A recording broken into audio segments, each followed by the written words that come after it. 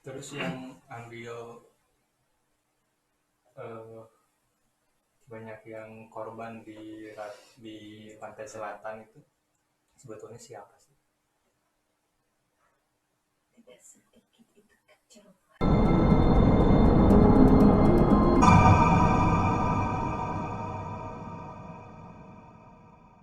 Assalamualaikum warahmatullahi wabarakatuh. Selamat malam, selamat jumpa lagi di Goreng Teri Misteri Angels Diary. Jadi malam ini mohon maaf sekali kita tidak jadi penelusuran dikarenakan ada apa Pak? Tidak kuat. Jadi malam,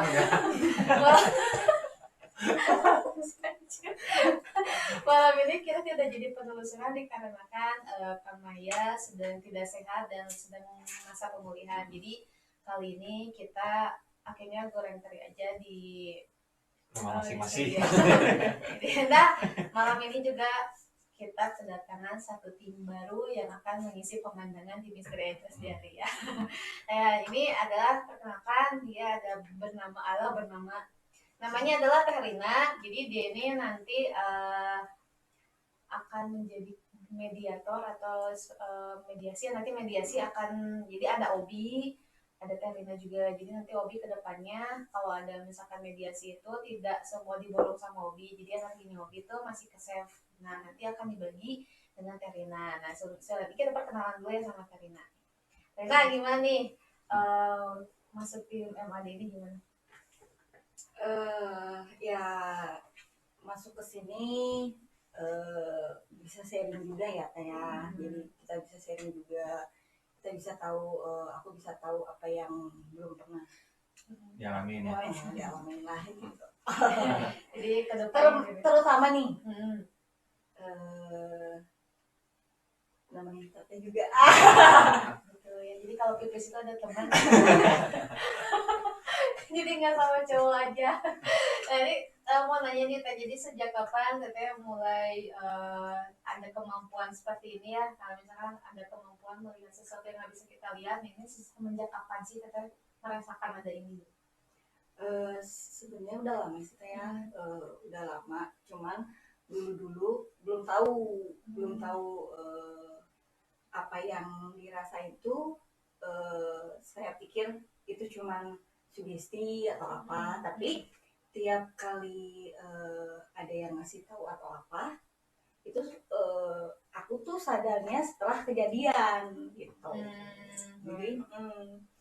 Jadi sharing-sharing, tanya-tanya kenapa, kan bingung ya, bingung tiap kali seperti itu gitu kejadian itu. Tapi kadang ada yang ngomong juga, udah Teh katanya jangan ditahan-tahan daripada kesiksa katanya gitu. Dari situ jadi sering nanya-nanya, akhirnya tahu lah kalau itu sebenarnya tuh kemampuan gitu ya, bukan kayak misalkan halusinasi kayak gitu. Jadi memang kemampuan bisa melihat. Nah kalau sekarang ini nih melihat kayak gitu tuh jadi hal yang gimana nih buat Erin? Kalau dulu tuh emang dulu penakut ya, dari dulu tuh penakut. Jadi kalau sekarang karena udah sering ngelihat gini gitu ya, ngelihat orang sering mediasi. Dulu kan takut ya kalau ngelihat orang mediasi gini gitu tuh serem gitu kan. Tapi sekarang karena sering jadi ya biasa gitu. Karena sendiri ya yang oke, itulah perkenalan kita sama Karina. Mungkin kedepannya juga Karina ini akan mengisi juga di tim kita jadi untuk penelusuran dan dalam goreng terinya nanti kedepannya ataupun penelusuran nanti akan ada Karina juga. Nah untuk malam ini juga di podcast malam ini kita akan membahas tokoh-tokoh legenda di Nusantara yang tentunya Indonesia ini juga nggak apa ya, Indonesia ini memang tidak jauh atau identik dengan hal-hal yang mistis. Jadi memang itu dari dulu atau nenek moyang kita ya sudah kenal atau kental dengan kemistisannya. Nah, tokoh-tokoh legenda ini di Nusantara ini kan tentunya banyak sekali ya yang kita tahu. Yang sosok besarnya itu ada Nyi Ratu ya, Nyi Roro Kidul bisa dibilang kita. Terus ada Sampuriang, ada pun pejuang-pejuang kita pada zaman dulu ada Raja Kasembung, ada Si Pitung ya pada saat itu. Nah, jadi untuk podcast kali ini kita akan membahas tokoh-tokoh tersebut. Nah, tapi di tiap podcastnya ini kita akan membahas khususnya jadi satu tokoh itu yang kita bahas. Nah, Jadi tokoh-tokoh legenda Nusantara ini memang identik dalam masa jadi apa ya, kayak masuk juga sih nggak sih ke waktu pas masa perjuangan di Indonesia juga nggak sih kalau tokoh-tokoh Enggak sih, tersebut? sebagian ada masalah perjuangan, tapi sebagian dari dulu sih. Memang udah dari dulu. Jadi Sebelum memang masa penjajahan juga udah. Nah, jadi malam ini kita akan membahas ya tokoh besar mungkin kalau ini, jadi orang juga pasti udah tahu. Jadi kita akan membahas yaitu Nyi Ratu ya. Kita Ratu Pantai Selatan lah. agak itu disebut Ratu Pantai Selatan lah. Ini kalau dibilang agak berat ya ngebahas ini ya. Mungkin nanti pembahasan Nyi Ratu ini akan dibahas juga nanti sama Kang Riki juga lebih dalam masalah detail sejarahnya bagaimana, dan nanti mungkin kita akan tahu informasi lainnya mungkin dari sosok-sosok yang lainnya sejarahnya bagaimana, mungkin nanti bisa mediasi melalui Obi juga dan juga Terina. Nah ini jadi kita mau nanya dulu sama Kang Riko, Kang untuk tokoh legenda Nusantara ini menurut Kang Riko gimana sih Kang, mereka itu apa ya ininya peranannya gitu untuk Nusantara di sini. Siapa tokohnya? Iya tokoh-tokohnya gitu, mbak itu Nyi Ratu, Sampuriang itu peranannya bagaimana dengan Nusantara? Kalau buat peranan khusus buat ibu ratu gitu ya, banyak sih sebenarnya, banyak versinya juga kan. Kalau dari zaman ke zaman kan banyak versinya kan, ada yang bilang ibu ratu kan putrinya raja dari Pajajaran, dari rajanya Sultan Manggung, banyak kan versi-versinya. Tapi kan yang saya ketahui dari pandangan saya kan, ibu ratu itu kan penguasa pantai selatan yang istilahnya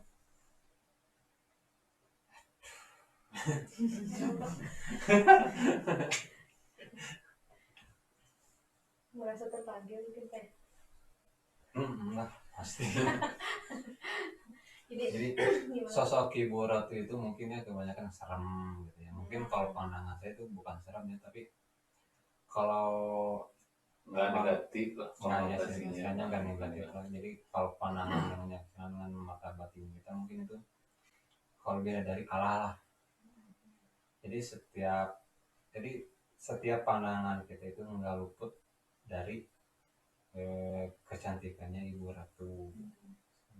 Itu satu. Terus aura apa ya, kalau kasih aura kasih gitu ya. Kalau laki kan nggak ada, tapi kalau ke perempuan apa ya, segan dengan melihat cantik, tapi di balik kecantikan itu segan gitu kan. Dan banyak tokoh-tokoh kita yang sekarang juga mungkin sekarang ya ada yang misalnya apa ya, mengkhususkan gitu kan, apa tawasul atau apa ritual ke ibu ratu. Banyak mungkin dari, kalau ngomongin masalah istilahnya tempat-tempat khusus buat khususnya itu saya belum ada izinnya buat ngebahas ke situnya. Tapi yang paling jelas ibu ratu dalam masalah perjuangan Indonesia merdeka, terus buat dalam sejarah keagamaannya ikut serta, ya, ikut serta untuk membantu perjuangannya yang saya ketahui. Tapi mungkin ntar kalau ada izin saya lebih dalam lagi.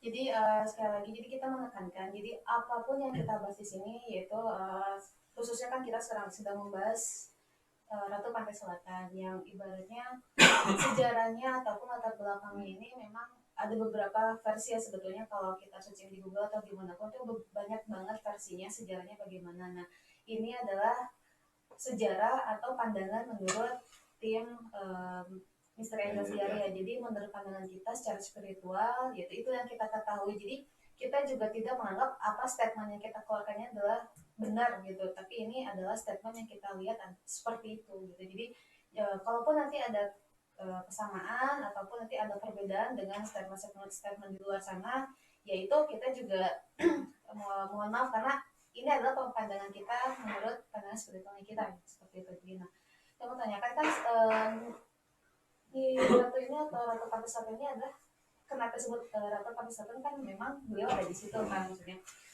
peranan beliau di Pantai Selatan itu tuh seperti apa gitu? Apa sih? Kok lebih mana? Lahap Lahap. Wah, lahap. Banyak lahap nih. ngopi gitu. Bagaimana? Ngopi dulu. Aduh, mah. Rokok bea. Ini sungguh berat.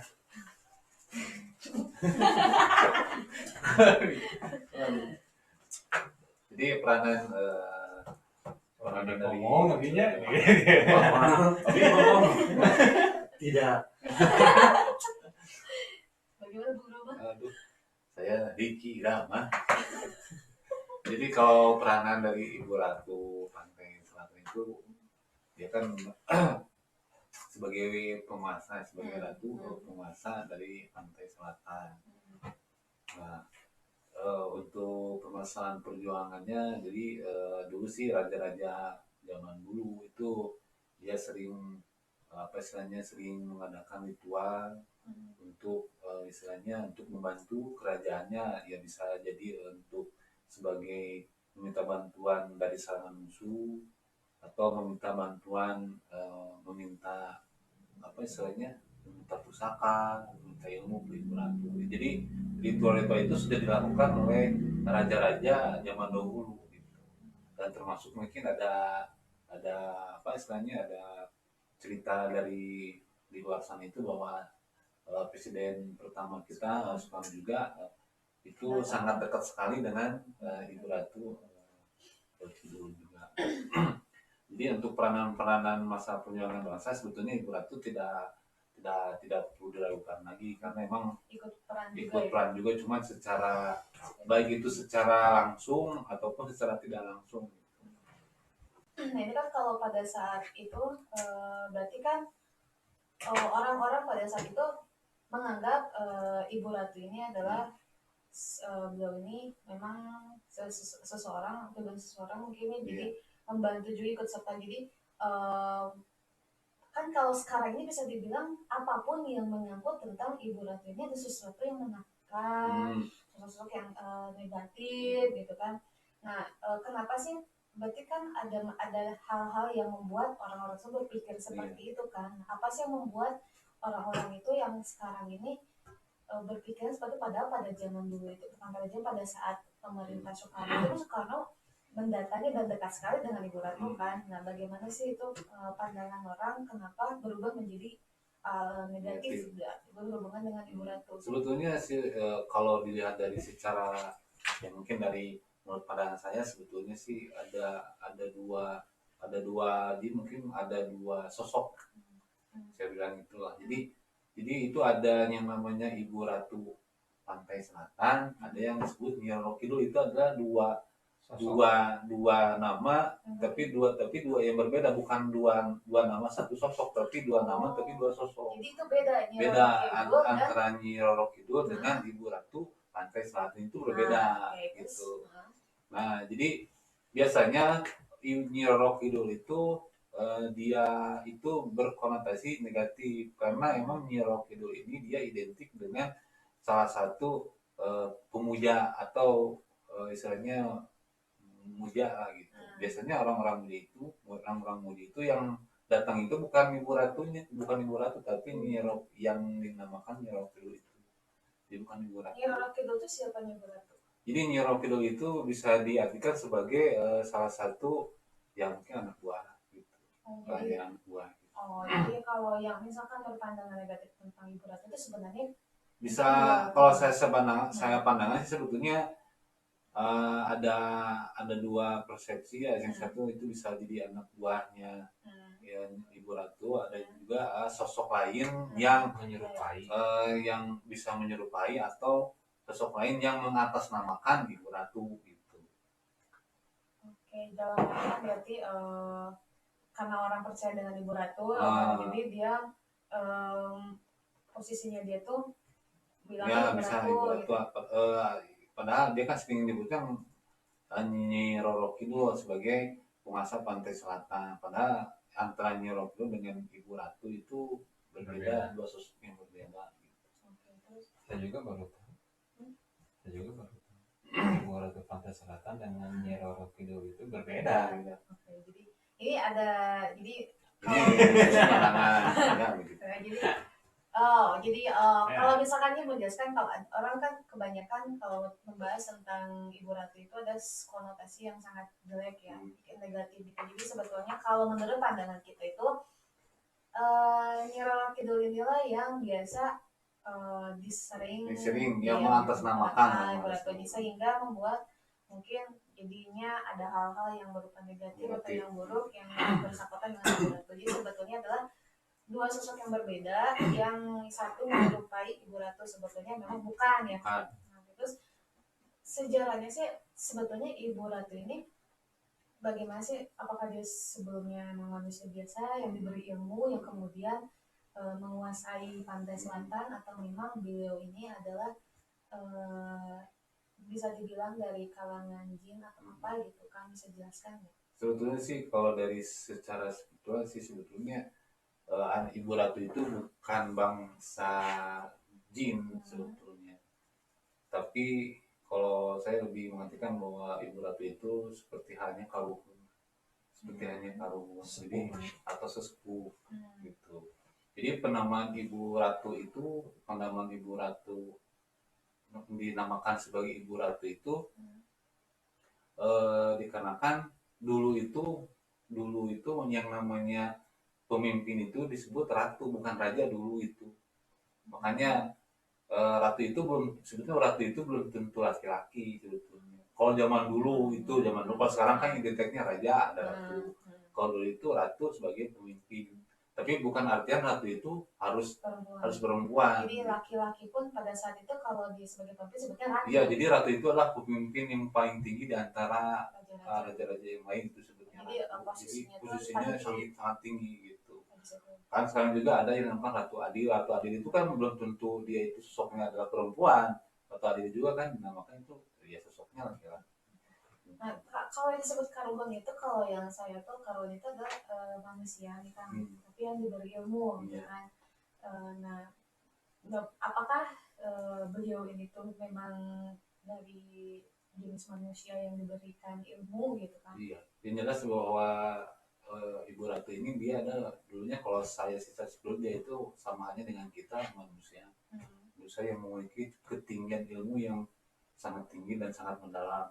Jadi dimana bahwa Ibu Ratu ini dia memiliki ilmu yang dimana dia seperti halnya dia sudah bertemu dengan sampai puncaknya ke tingkat kesempurnaan, memiliki ilmu sampai tingkat kesempurnaan yang dimana dia berpulangnya itu tanpa meninggalkan jasadnya.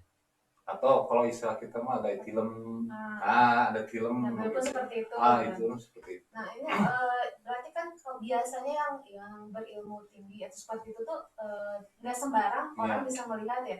Nah, pada siapa aja sih beliau tuh bisa menampakkan dirinya? Atau apakah dengan orang-orang penting seperti Presiden Soekarno gitu? Apakah orang-orang biasa pun yang mungkin yang Ratu mau gitu? Bisa. Setiap orang itu bisa untuk melihat beliau Ibu Ratu ini. Yang tadi dimana ketika dia sudah memiliki kebersihan hatinya dulu ya. Jadi kalau seseorang memiliki bersih hatinya, dia bisa bertemu dengan Ibu Ratu. Jadi Ibu Ratu tidak pernah pilih-pilih untuk bertemu seseorang. Jadi kalau kita ingin ketemu dengan Ibu Ratu ya tadi, maka tingkat keilmuan kita yang pertama itu harus bersihkan hati dulu gitu. Berarti kalau kita nggak bisa bertemu, berarti hati kita belum bersih kan? Iya, pakai baik bisa itu. Makanya bisa jadi ketika hati kita tidak bersih, terus kita ingin bertemu dengan Ibu Ratu, justru sosok yang lain yang yang kita ketemu. Kenapa yang keluar itu gitu pada saat orang datang, karena niatnya memang pengen muja, gitu kan? Ingin minta sesuatu yang emang. Berarti balik lagi ke niat. Ya, di situ. Makanya, nah jadi istilahnya Ibu Ratu ini yang pertama itu, kalau saya anggap itu secara pandangan saya itu dia itu sama seperti karung-karung kita di zaman dulu. Kenapa dia identik dengan samudra lah gitu? Karena samudra itu adalah simbol sebetulnya. Kenapa Ibu Ratu disimbolkan sebagai penguasa samudra gitu, samudra selatan. Karena samudra ini adalah simbol dari kehidupan, bahwa kehidupan ini tidak terlepas dari air. Sehingga Ibu Ratu ini kenapa disebutkan dengan air itu, karena Ibu Ratu ini adalah disebut sebagai ibunya apa ya, disebut sebagai ibunya, kalau bahasa ini kan ibunya alam semesta, tapi kalau bahasa ini adalah sebagai apa ya, sebagai ibunya Nusantara lah gitu, ibunya Nusantara gitu. Jadi ibunya ini sebagai ibunya Nusantara. Kenapa identik dengan samudra? Samudra ini adalah simbol dari kehidupan itu sendiri gitu. Jadi Ibu Ratu itu kenapa disebut namakan Ibu Ratu itu adalah sebagai ibu dari kehidupan dari masyarakat Nusantara itu. Untuk kita bicara berhubungan dengan mitos nih, karena kan banyak banget nih mitos yang berhubungan dengan Ibu Ratu. Yang salah satunya kalau kita datang ke Pantai Selatan tidak boleh pakai baju hijau, karena identik dengan warna hijau. Karena kalau misalnya ada warna yang pakai baju warna hijau katanya ditarik. Yang kedua adalah salah satu kamar di hotel yang dijadikan sebagai tempat ritualnya. Gimana Kang Ngopi itu? Kenapa? Dengan mitos-mitos tersebut gimana? Mitosnya gimana Kang Ngopi? Gak boleh pakai baju hijau. Untung nggak punya. Saya juga nggak punya. Ini gimana? Ini gimana tuh? Mitos-mitos yang beredar pada saat ini. Jadi Ibu Ratu itu emang diidentikan dengan warna hijau ya. Karena warna hijau itu adalah sifatnya itu adalah tadi, karena Ibu Ratu itu simbol dari ibu Nusantara itu sendiri, bahwa dia itu mengayomi dan melindungi, dan warna hijau itu adalah simbol dari sebagai pelindung, menyayangi. Jadi simbolnya itu hijau. Nah, cuman untuk mitos kalau kita pergi ke Pantai Selatan memakai baju warna hijau itu hanyalah mungkin isapan mitos-mitos biasa aja gitu. Karena memang dulu pernah terjadi kejadian itu, orang yang terbawa oleh ombak Pas kebenaran pakai baju hijau nih. Jadi dijadikan sebagai, kalau ibaratnya mungkin ya niatnya di sana tuh ya mungkin lo lebih hati-hati aja, sebenarnya bukan untuk menakuti juga sebenarnya. Iya, sebetulnya bukan sih. Ya? Bukan karena gara-gara dia pakai warna hijau terus dia tarik gitu. Karena mungkin pada saat itu yang ditarik itu pas warna hijau. Iya.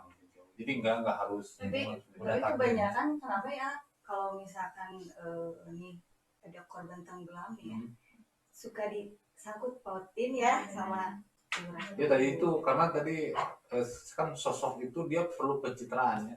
Yang tadi bawa sosok Nyi Roro Kidul itu dia perlu pencitraan, bahwa di Pantai Selatan itu dia memiliki pantangan.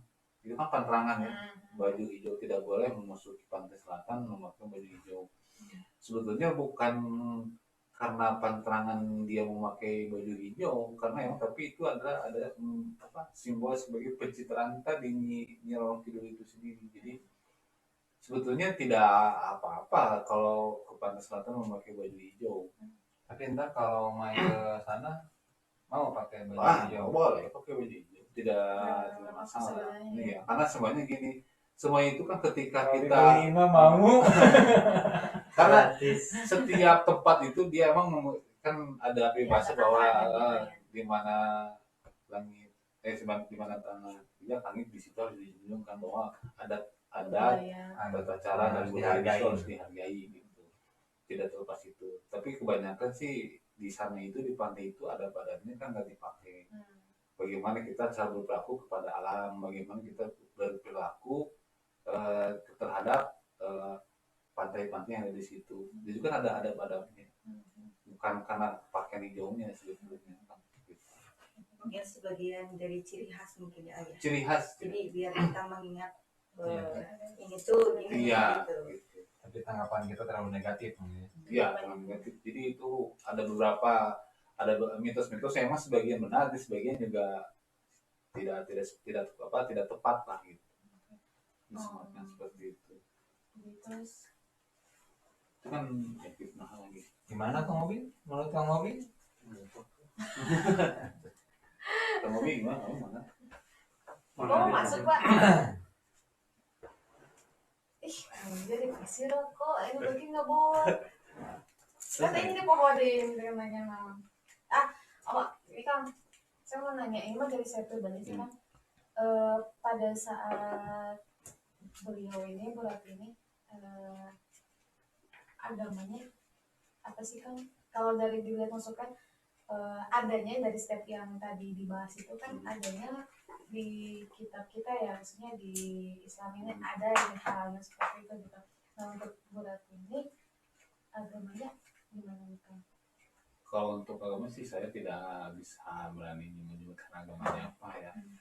Yang jelas dulu itu kan di Tatar, kalau saya sih menganggap bahwa Karun itu dia itu sudah beragama. Makanya kalau kita zaman dulu itu ada yang disebutkan Sang Hyang, ada bahasanya ya Sang Hyang tingkatan di mana keilmuannya itu disebut moksa atau sudah sempurna. Gitu. Jadi saya juga sebetulnya itu kan secara spiritual ya. Jadi bisa dijawab itu dengan spiritualnya masing-masing. Apa maksud dari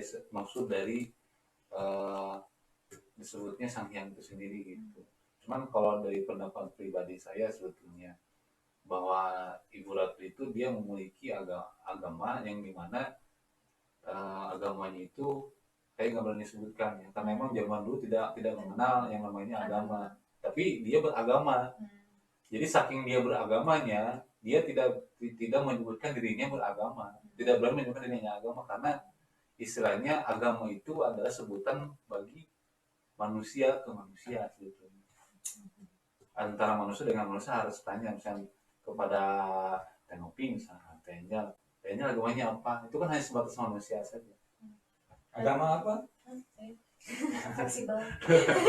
Jadi saya bilang dulu itu dia lebih dari sekedar beragama. Jadi kenapa kaum itu dia mencapai tingkatan kemoksaan, kesempurnaan itu ya karena dia beragama. Jadi mungkinnya kalau mungkin pengen tahu agamanya Ibu Ratu, kita harus banyak flashback ke belakang, mungkinnya harus ke zamannya kayak tadi ya Sang Hyang, persanghiangan lah. Ya kan kemarin ada Sang Hyang tunggal, otomatis kita harus mulai dari zaman dulu, baru kan terus pertemuannya Ibu Ratu, dilahirkannya Ibu Ratu kan otomatis kita harus tahu dulu ya. Itu kan dari zaman apa ke zaman apa, mungkin kita juga belum tentu lahirnya Ibu Ratu itu udah mempunyai keilmuan bawaan atau emang udah nitis waris dari kesepuan yang terdahulu, mungkin kayak Sang Hyang Tunggal, kayak Sang Hyang Linggarjati atau apalah ya.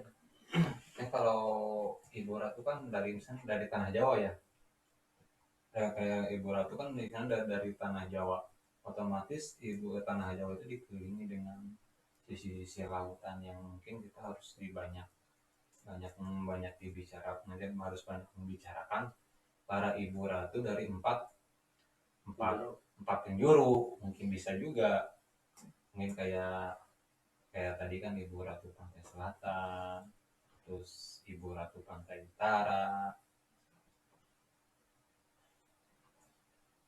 Ya kayak mungkin itu harus balik lagi flashback lagi ke istilahnya daerah pewayangan di Semarang gitu, Sang Hyang Tunggal. Bisa berhubungan nantinya. Ya bukan saling berhubungan lagi, emang udah ada hubungannya. Kalau pengen tahu lebih dalam lagi, tapi buat sekarang belum mungkin, tapi entah insya Allah pasti bakal ada titik temunya. Nah ini mungkin penjelasan sedikit tentang siapakah Ibu Ratu ini gitu kan, dan mitos-mitos di baliknya gitu. Ini menurut pandangan kita. Nah bisa nanti kita akan coba mediasi mungkin ya, Kang Obi sama Tarina, mau Obi atau Tarina, secara ini ya penjelasan dari sosok terdekatnya, ataupun mungkin kalau diizinkan Ibu Ratunya mungkin kita ngobrol secara langsung menurut pandangan-pandangan dari sosok-sosok yang tidak terlihat dan ya terlihat. Si Obi terdekat habis. Gimana? Adanya? Terima gimana hawar-hawarnya? Kayaknya ada mungkin atau tidak ada? Kawarnya lapar. kadang yang Untuk menjelaskan sosok siapa sebetulnya sosok atau Ibu Ratu ini emang harus dilihat secara spiritual ya. Jadi emang kalau menurut secara sejarah yang menjelaskan atau menerangkan tentang siapakah sebenarnya sih sosok dari Ibu Ratu itu, versinya itu sangat banyak. Versinya sangat banyak dan setiap versi memiliki ya berbeda-beda kan banyak. Nah cuman kembali lagi kepada bagaimana pribadi dari bagi kita spiritualnya masing-masing. Kalau saya Oke, jadi kalau misalkan gini, baik Obi, Terina, Kang Riko dan Kang Riki kan memiliki spiritual tingkatannya masing-masing. Jadi pendeskripsian tentang Ibu Ratu pun nanti akan berbeda-beda juga. Beda-beda juga. Jadi itulah kenapa alasannya ya versinya pun sejarahnya pun berbeda-beda karena tingkatan yang kita katakan juga beda gitu. Nah, jadi balik lagi mungkin ya. Jadi kalaupun pengen tahu Bu Ratu sosoknya seperti apa, mungkin lebih ke diri kita juga ya.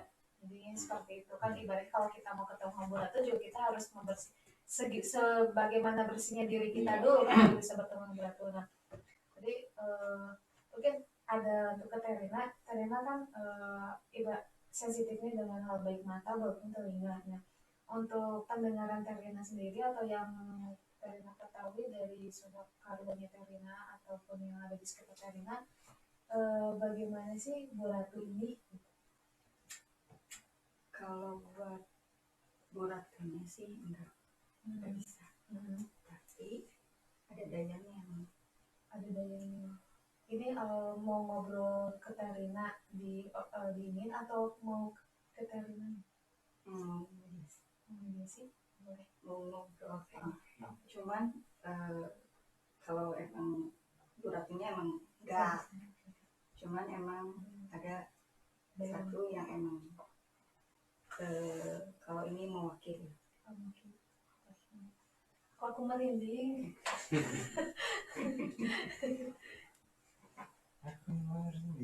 Kita tanya ke Kang Obi nanti biar mereka yang bertanya jawab. Rombaan, nama.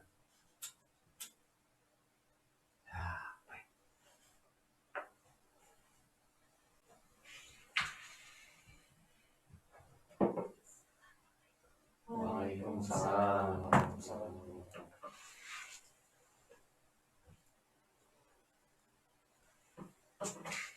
Ya, ini sama bayinya dari Ibu Ratu. Memang bisa sama Ibu Ratu. Iya, maaf. Salam ke Ibu. Salam ke Ibu Ratu. Maaf, jadi dipanggil ke sini. Mau menjelaskan karena banyak sekali orang ternyata yang berpikiran kurang baik sama Ibu Ratu karena mungkin karena perbuatan sebagian orang yang ternyata banyak yang meminta yang tidak baik juga. Jadi orang-orang banyak yang berpikir kalau Ibu Ratu itu membantu hal yang negatif, contohnya banyak yang meminta harta yang lewat kayak pemujaan. Itu tuh siapa yang memberikan itu gitu. Sebenarnya itu sangat tergantung pada hati masing-masing. Kalau niatnya dia sudah tidak baik, masa kita mau baik sama dia? Dia meminta sesuatu sama kita dengan cara ya tidak baik, ya pasti kita minta sesuatu. Tapi kalau misalkan hati dia bersih, tidak punya apa yang dia tidak mau lebih, pasti kita tidak akan. Tergantung sama hati. Tapi kebanyakan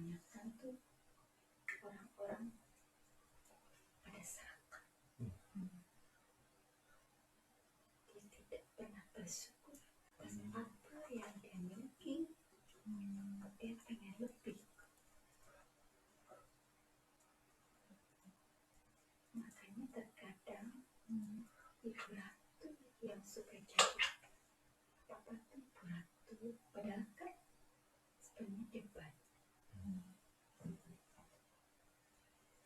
Ibu Ratu ini katanya dulu pernah membantu Indonesia juga, negara Indonesia ini buat masa perjuangannya. Mungkin Ibu yang tahu bagaimana perjuangan Ibu Ratu ini dalam membantu pejuang-pejuang kita dahulu dalam memperebutkan kemerdekaan ini gitu. Bagaimana mungkin Ibu ini tahu gitu. Itu membela orang-orang yang memang benar, membela orang-orang yang emang harus dia bela. Dia pasti membantu, apalagi buat negeri ini. Jadi siapapun yang dengan niat yang baik, hatinya bersih pasti dibantu. Nah, bagaimana caranya kita meminta dengan Ibu Ratu? Kalau misalkan kita pengen memperjuangkan sesuatu dengan hal yang bermanfaat untuk masyarakat, bagaimana caranya meminta dengan Ibu Ratu? Tergantung yang pertama kita minta pada yang dekat. Kita cuma membantu, Selebihnya yang di atas. tapi kebanyakan yang salah paham. Iya. Dari dulu sampai sekarang tetap sama. Hari ini yang mau ditanyain. Maaf ya Ibu Dayang, kalau Ibu Dayang berkenan, saya ingin bertanya tentang Ibu Ratu, tentang masalah mungkin silsilahnya Ibu Dayang tahu mengenai Ibu Ratu ini. Dulunya itu dari apa, silsilahnya orang tuanya mungkin tahu Ibu Dayang.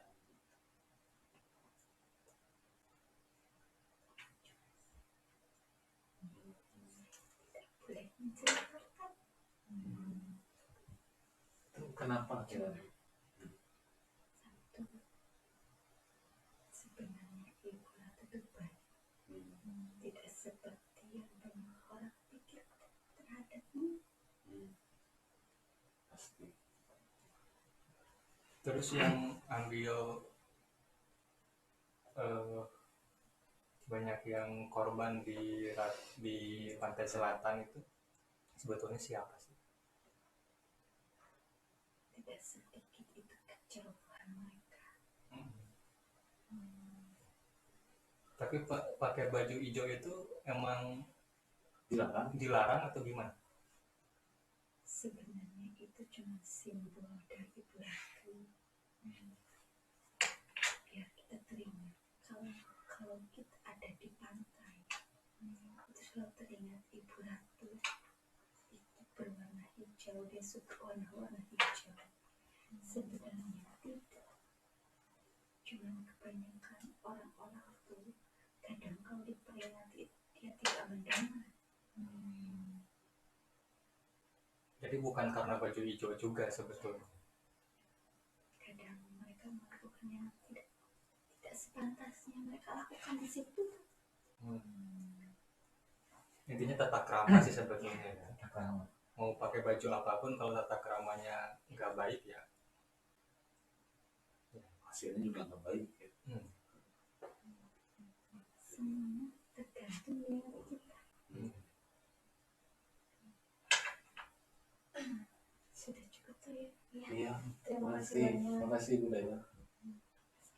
Waalaikumsalam.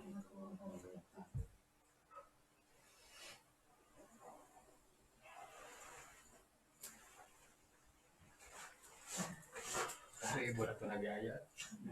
Jadi tadi itu adalah dayang dari Ibu Ratu. Jadi sebetulnya Ibu Ratu pun ada, dan Ibu Dayang kesini itu memang disuruh oleh Ibu Ratunya juga.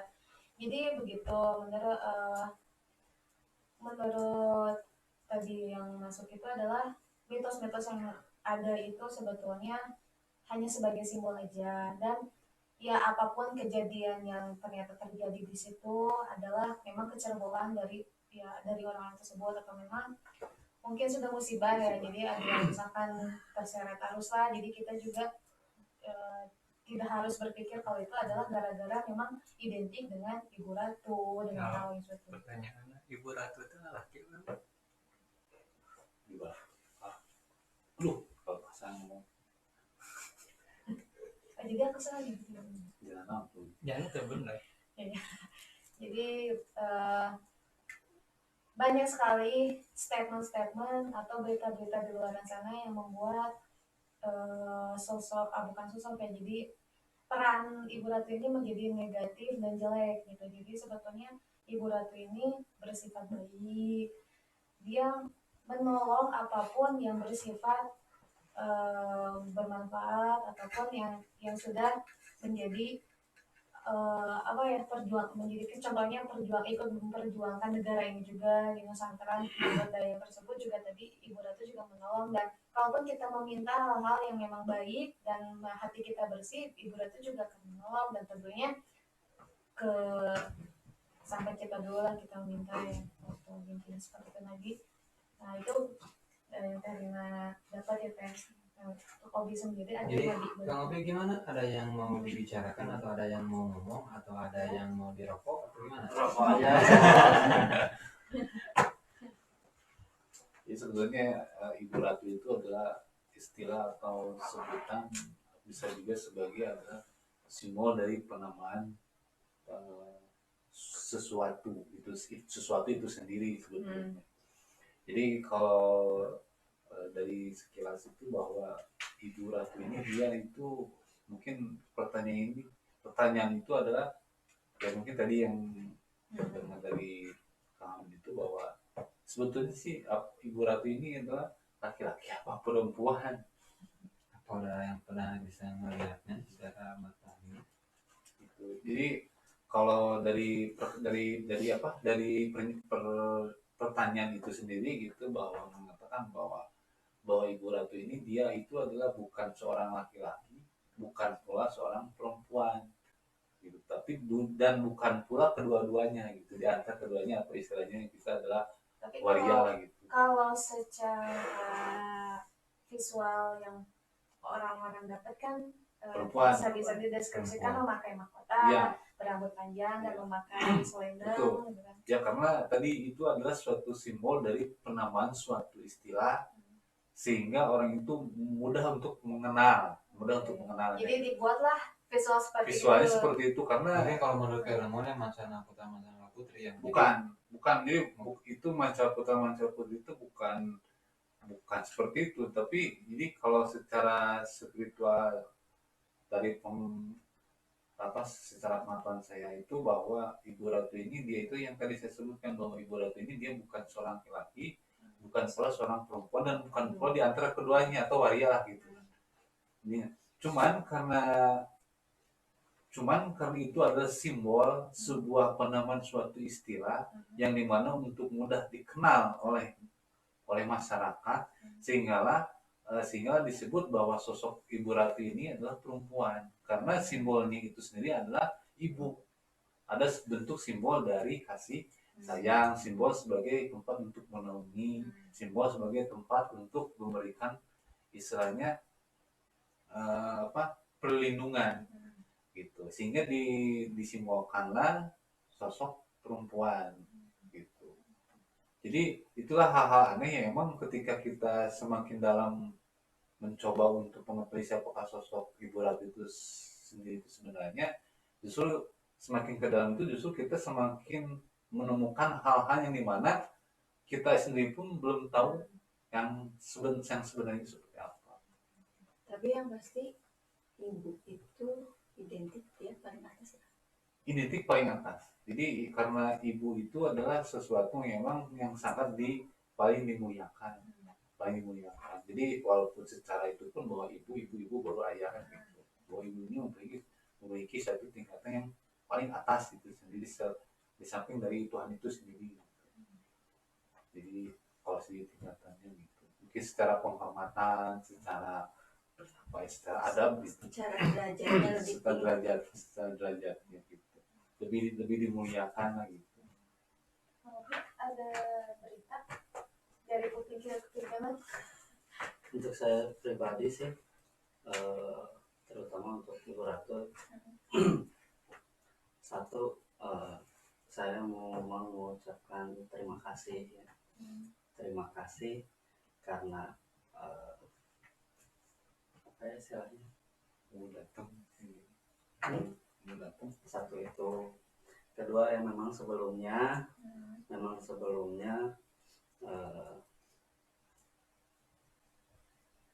saya satu ya, membongkar dulu rahasia nilai istri saya.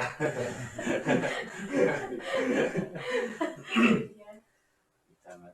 Jadi memang halnya itu juga kalau kita meminta dengan hal yang memang baik gitu ya, memang berarti juga nggak melihat siapa orang tersebut ya. Kan yang disampaikan lagi itu Ibu Ratu ada lagi yang belum diketahui mungkin dari segi orang-orang yang pengen tahu Bu Ratu siapa, ada lagi mungkin ya. Jadi sih sebetulnya kalau saya sih penegasan buat saya sih sebetulnya bahwa Ibu Ratu ini adalah bukan dari satu golongan jin ya, yang negatif juga. Terus bahwa saya anggap bahwa Ibu Ratu ini adalah salah satu dari karun-karun di Nusantara itu sendiri gitu.